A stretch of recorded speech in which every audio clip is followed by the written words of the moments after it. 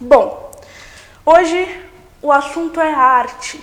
E para falar sobre esse assunto, a gente está recebendo aqui a artista plástica Andréia Araújo. Bem-vinda, Andréia. Muito obrigada, Giovana. A Andréia veio aqui para bater um papo com a gente sobre arte, sobre o cenário da arte no Brasil e no nosso estado, né? Então, você que quer participar, já manda sua pergunta, já vai falando aí com a gente, que na medida do possível a gente vai lendo e vai respondendo a vocês.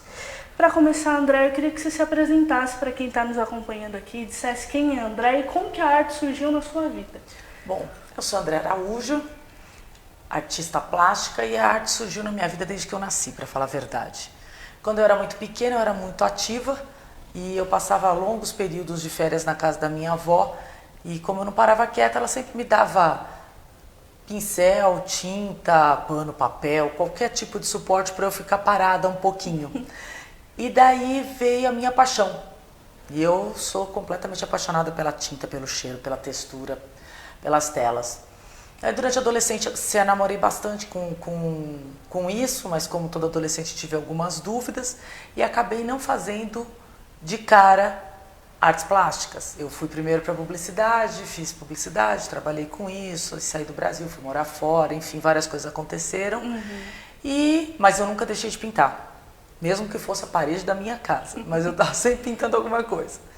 E aí, depois disso, eu resolvi fazer um curso de arte e aí enveredei por esse caminho profissionalmente.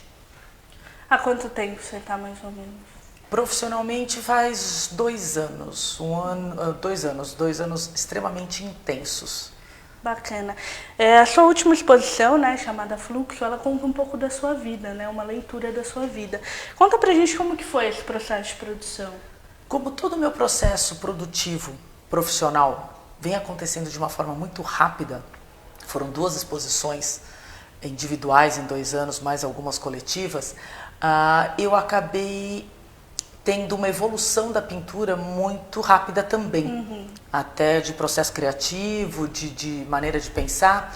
E a gente, analisando da primeira exposição até eu começar a produção da segunda, tinha uma grande diferença.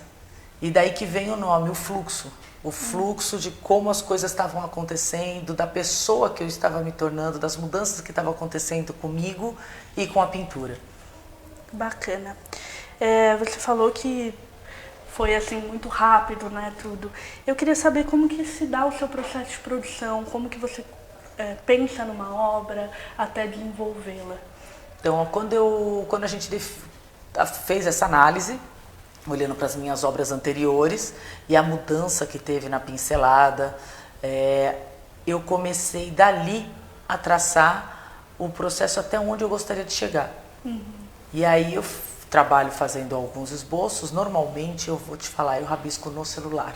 Eu uso o bloco de notas e a canetinha do celular, porque a gente pode estar aqui conversando de repente e me vem um insight, eu falo, nossa, um traço assim, isso tem a ver com aquilo que eu estou fazendo agora. Então, a hora que a gente acaba de falar, eu vou lá e faço, e dali eu vou desenvolvendo em pedaços de lona menores, os estudos para as cores, o estudo do traço, e aí depois eu parto para as telas oficiais. Bacana. Quanto tempo em média dura esse processo? Olha, nas 2 exposições que eu fiz, eu tive 2 meses para produzir todas as obras. Foram quantas? Eu produzi na primeira em torno de 20 obras e na segunda 25. Nossa. Foi um espaço bem... É bem curto, porque o meu processo de trabalho é muito de imersão. Eu entro no ateliê às 10 da manhã, saio de lá às 10h30, 11 horas da noite. São praticamente 10 horas em pé pintando. Eu não consigo parar. Eu sou muito... como se diz? Sensorial. Então, enquanto eu estou com aquela emoção, eu estou com aquela sensação dentro de mim, eu preciso colocar aquilo na tela naquele momento. Não dá para eu voltar no dia seguinte para fazer. A matriz da tela tem que estar pronta, só que são várias e várias camadas de tinta. E as sobreposições eu vou fazendo ao longo do tempo. Mas eu trabalho normalmente uma tela, começo e termino pelo menos a primeira base num dia só. A Fabiana Bittencourt está aqui acompanhando a gente, ela mandou uma pergunta, mas antes de eu ler a pergunta dela, eu queria fazer uma pergunta e aí a gente já emenda no que ela está perguntando aqui. Queria saber que estilo de arte você se definiria? Eu sou abstrata. Abstrata? Eu sou abstrata. Eu pinto abstrato, são manchas de cores. Bacana. E ela perguntou quais são os artistas que te inspiram. Tem artistas que eu gosto muito. Manabu Mabi é um dos que, em matéria de manchas de cores, que mais me inspira. Tá? Tem outros artistas que eu sou assim encantada com eles, mas que não são o tipo de arte que eu faço, apesar de eu amar de paixão. Salvador Dalí é um deles. Eu sempre fui apaixonada por Salvador Dalí. Amo os quadros dele. Mas o surrealismo realmente não é exatamente o meu caminho. Eu prefiro o abstracionismo. Mas você já chegou a tentar enveredar por outras áreas ou... Não. Desde sempre. Eu tive até no começo algumas coisas um pouco mais figurativas, mas nada que fosse realista. Sempre indo já para um caminho de abstração. Bacana. A Márcia também está deixando uma pergunta aqui. Ela falou, como você enxerga... Olha, a Márcia está fazendo a pergunta que eu iria te fazer agora. Então, já pegando aqui o gancho dela, como você enxerga o cenário artístico do Brasil atualmente? O cenário artístico do Brasil ele é um cenário diferente do mundo. Tá? A gente começa pelo fato de que a maioria dos lugares, a gente fala muito hoje que as mulheres foram abandonadas, as mulheres foram esquecidas na arte, e o Brasil tem como expoente duas mulheres lá fora. Né? Anita Malfatti e Tarsila do Amaral. Então, assim, a mulher já tem uma valorização diferente na arte brasileira. E a arte em si, como qualquer coisa, a gente não estamos no mundo numa situação, né, falando em mercado, que está muito boa para nada. Né? A gente vive uma crise mundial por vários fatores. Mas eu acredito que é um mercado que existe, eu acho que tem campo, entendeu? O que a gente tem é que trabalhar muito e ir atrás daquilo que a gente quer. Acho que como qualquer área. Bacana, a gente entrou num novo governo, né, no país e houve alguns cortes no setor de arte, de incentivo à Lei Rouanet, enfim. Como você enxerga positiva ou negativamente o governo atual nesse cenário? Olha, eu acho que o governo atual pegou o nosso país numa situação muito difícil. E infelizmente para isso às vezes é necessário algumas atitudes, algumas colocações um pouco mais radicais. Infelizmente, muitas leis de incentivo no nosso país não são usadas para aquilo que elas deveriam ser. Né? Elas acabam sendo usadas para outros fins, como desvio de verba, que é o maior deles. Então, eu até entendo esses cortes que estão sendo feitos. Né? O Brasil hoje, infelizmente, precisa de muitos cortes, mas que não é bom, não é, para a arte. Mas se é um trabalho sério e eu acho que o caminho se abre. Bacana. A Bruna Reis também deixou o comentário dela, eu já vou ler, mas antes, só para a gente não sair do assunto aqui, eu queria fazer mais uma pergunta. Como que é viver de arte no Brasil?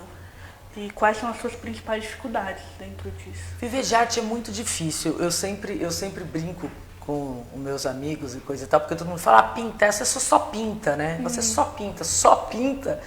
Só que existe todo um empenho para isso e é um mercado muito fechado e é um mercado muito difícil. Tá? Eu falo assim, eu ainda brinco com eles, eu falo assim, tá mais fácil ser atriz de televisão do que artista plástico. Mas é um caminho duro. Mas eu acho que como todos, eu não acho que exista um caminho fácil. Existem caminhos que o retorno é mais rápido. Também depende muito daquilo que você quer e de onde você quer chegar. Né? Mas é um caminho trabalhoso, é um caminho suado. Eu ainda brinquei com ela agora há pouco, segurando a xícara. Artista é um profissional que trabalha sozinho, a gente faz tudo. A gente carrega a tela, a gente carrega a tinta. Então é um trabalho braçal, é um trabalho corporal, é cansativo, mas é extremamente prazeroso. Bacana. A Bruna perguntou aqui, Primeiro, ela disse que ama o seu trabalho e que a exposição Fluxo é incrível. E aí ela gostaria de saber quanto leva o seu processo de criação, né? Isso você já comentou um pouco. E aí ela perguntou se você pudesse voltar no tempo e conhecer um artista, qual você gostaria de conhecer? Se eu pudesse voltar no tempo e conhecer um artista, eu gostaria de ter conhecido Picasso. Por quê?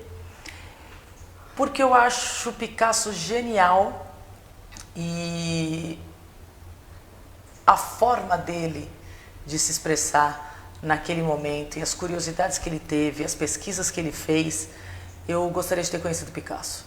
Bacana. A gente fala muito que a arte é uma coisa elitizada, né? Que poucas pessoas têm acesso. Você acredita que ela ainda é muito elitizada?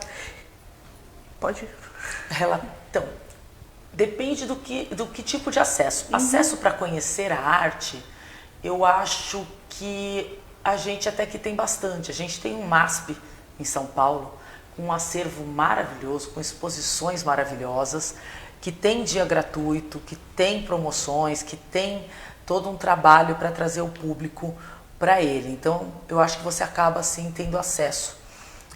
Poderíamos ter um trabalho mais abrangente até em outras instituições, tá? Agora, o acesso na questão de compra, ela ainda está mais restrita a determinada gama ou certo patamar da arte. Realmente ela chega para colecionadores, para normalmente pessoas que têm ou conhecimento para conseguir identificar o valor daquela obra, ou que é do meio, entendeu? E sabe quando apostar em uma obra.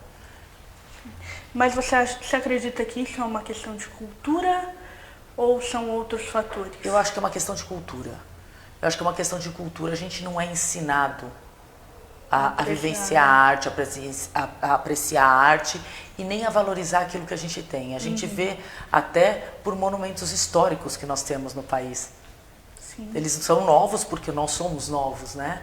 Então, mas assim, a gente não preserva nada. A gente não tem... Entrando até nesse assunto, a Gazeta fez aqui uma reportagem sobre um castelinho lá em Ferraz, que é um prédio incrível, é muito bonito lá dentro, a gente visitou e está completamente abandonado. Assim. Foi tombado como patrimônio histórico, mas não teve nenhum cuidado e está em ruínas. Então é muito desse reflexo, né, de que a gente não cuida.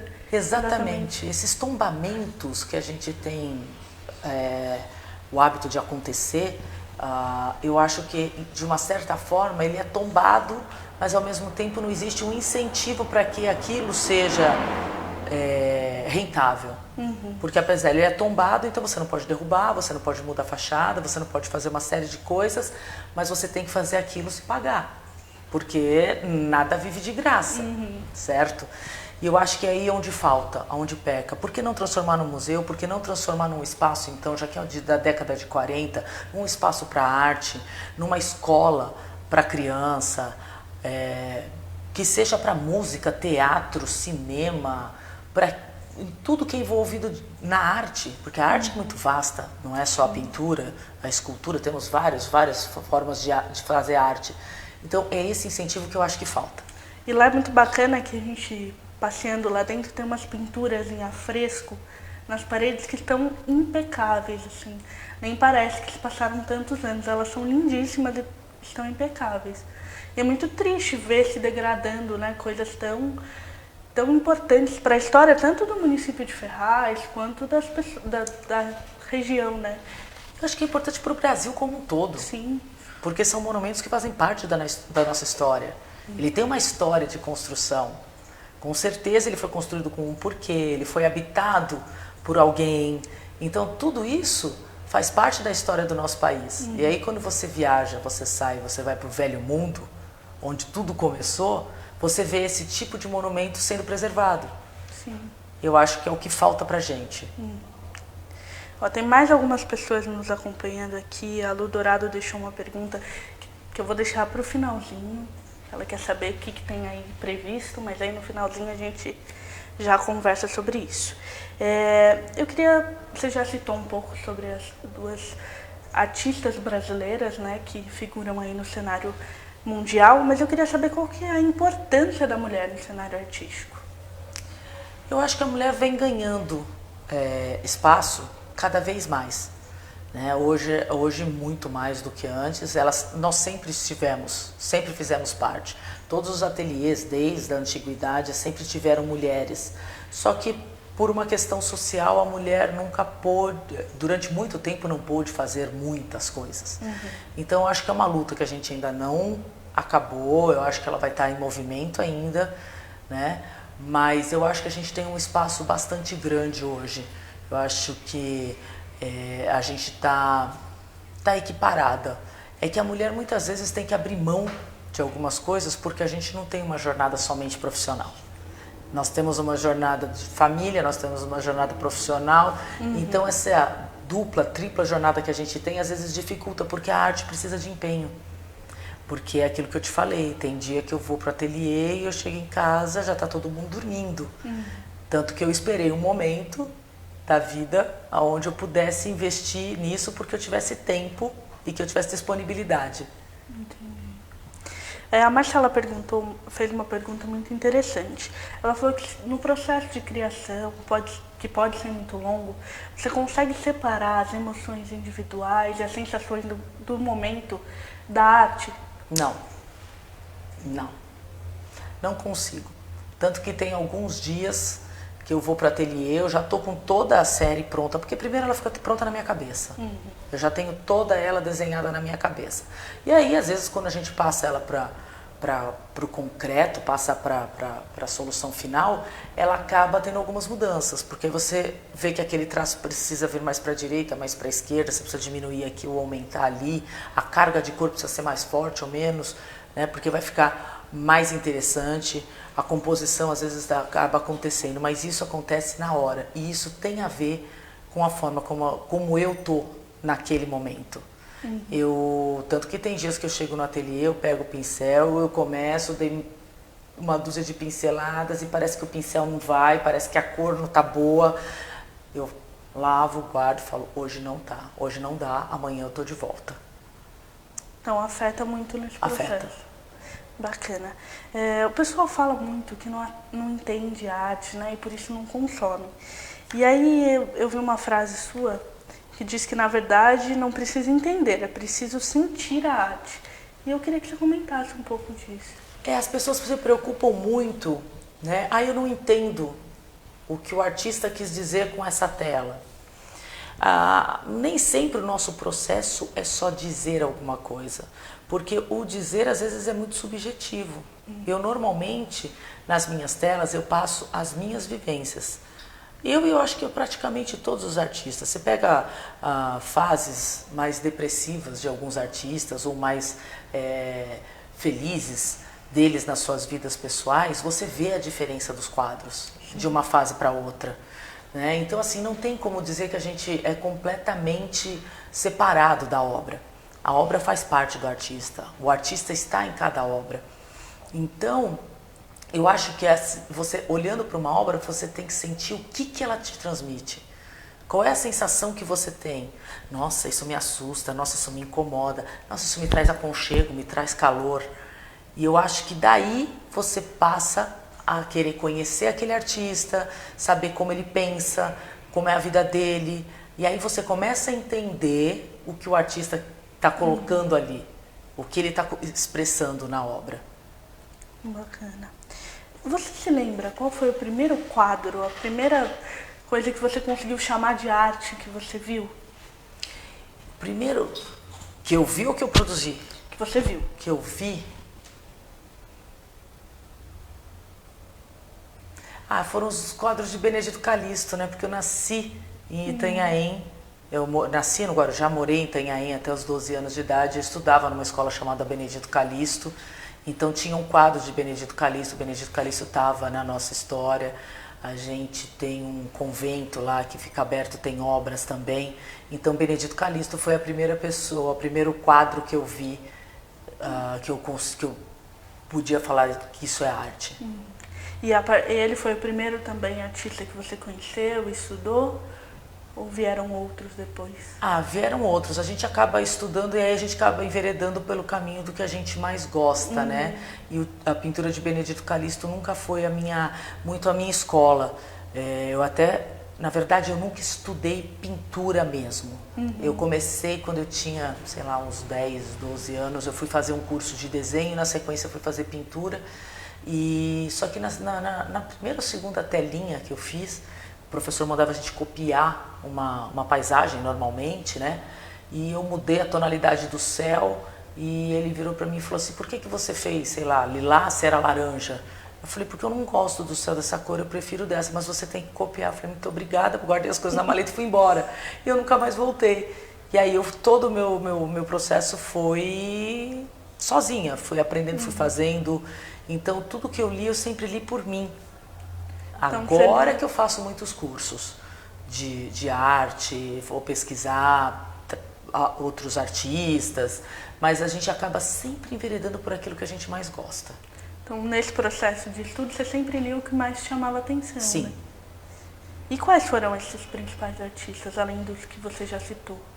Olha, eu gosto muito do Kandinsky, eu gosto muito de Miró também, talvez até pelas cores primárias que eles usam, que é o mesmo tipo de cor que eu uso no meu trabalho. Georgia O'Keeffe, eu acho sensacional o trabalho dela. E esses acho que são os mais importantes que eu pesquisei um pouco mais. Eu normalmente gosto de saber da vida. Eu gosto de saber de como foi a arte na vida deles, como começou, como eles... Não exatamente técnica, não exatamente como ele pintou ou o que inspira, porque eu não gosto que isso interfira no meu processo. Sim. Então eu não sou uma pessoa de pesquisar a obra para tentar sentir como ou fazer como. Eu gosto de saber a essência do artista, como ele pensava, como ele se comportava, como foi a vida dele. Isso me interessa mais. O pessoal está perguntando aqui qual dica você daria para uma pessoa que nunca teve contato com museus e como ela faz para começar a sentir a arte dentro de si. As primeiras vezes que você vai visitar um museu, você vai olhar, você vai ler o que está escrito, você vai ler a sinopse que tem do curador, né?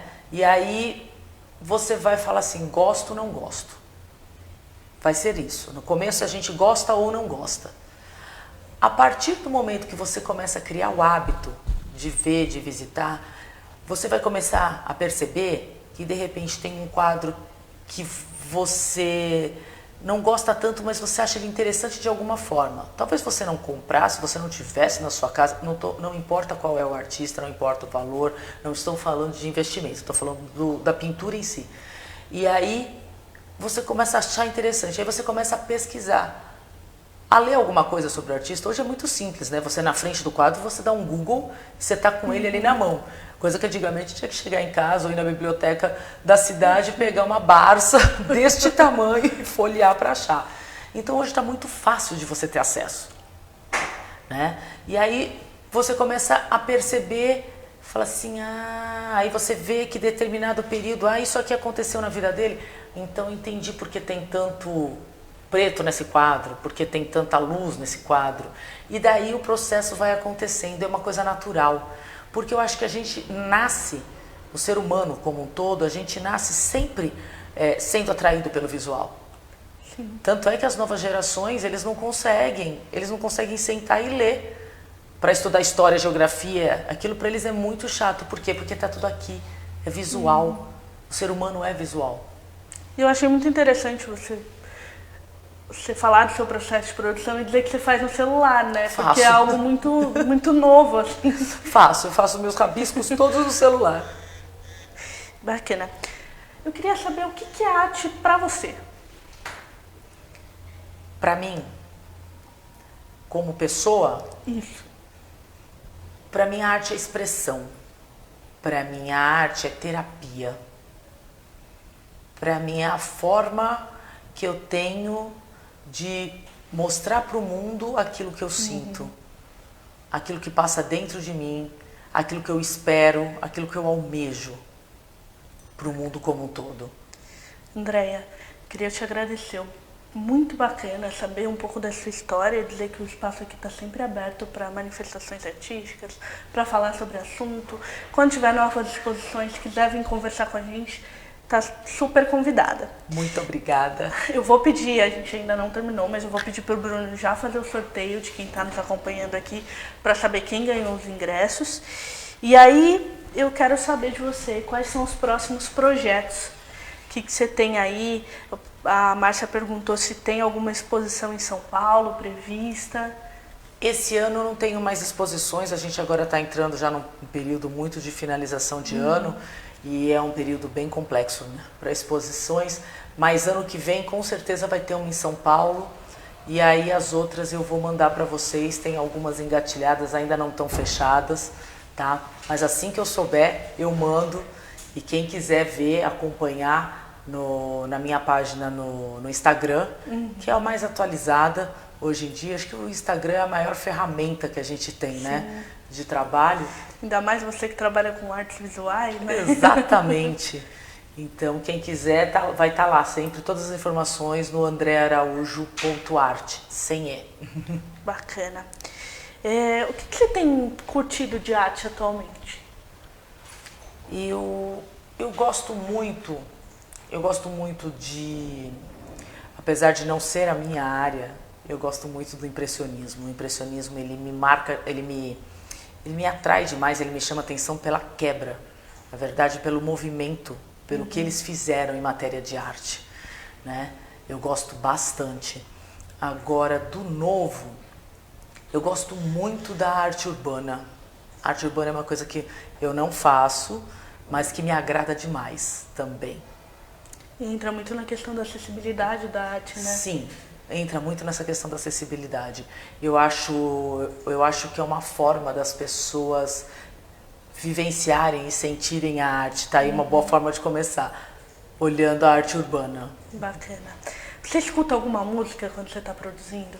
É engraçado, todo mundo me faz essa pergunta, porque normalmente quando você fala em arte, você imagina o artista com o som na maior altura. Eu não consigo. Não? Não, porque dependendo da música, a cadência da música, ela acaba interferindo no meu estado emocional e até no meu processo de pintura, na velocidade da pincelada, em tudo.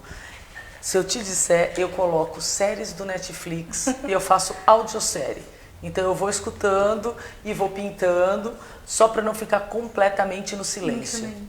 E o silêncio também dá uma... Depende do dia. Tem dia que o silêncio é sensacional. Tem dia que eu não quero escutar nada, não quero voz, não quero telefone, não quero escutar nada.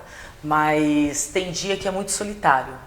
Então eu ponho normalmente uma série, ela vai falando a história e eu vou escutando a história. Eu gosto muito de histórias contadas, né? Mas a música me atrapalha. Bacana. A gente já tem aqui, André, quem ganhou o sorteio. Foi a Bruna e a Márcia, a Bruna Reis. Eu queria pedir para vocês que ganharam entrar em contato com a gente, para a gente ver um meio de entregar os ingressos, né? Ou vocês virem buscar na nossa redação. Mas manda um inbox aí no nosso Facebook que a gente alinha certinho. Parabéns, meninas. André, eu queria te agradecer mais uma vez por ter vindo. E queria deixar o espaço aberto para você fazer suas considerações finais, deixar seus contatos. Enfim, fica à vontade. Tá, ok. Muito obrigada pelo convite, foi uma delícia estar aqui conversando com você. E eu quero dizer que, assim, quem tem paixão pela imagem, pelo desenho, pela pintura, pela escultura, seja qual for a forma de arte, vai, continua, busca, porque caminho existe. A gente só tem aqui buscar, tá bom? E a minha rede social é andrearaújo.art. Lá você vai encontrar todas as informações, as imagens das telas, tem alguns vídeos de entrevistas. Quem quiser conhecer um pouquinho mais da Andréa Araújo. Bacana. E quando tiver exposição, está convidadíssima a voltar. Muito obrigada, voltarei sim. Obrigado mais uma vez, obrigado a todo mundo que nos acompanhou. Fiquem ligados aí na programação da Gazeta, que sempre vai ter assuntos diversos para vocês. Uma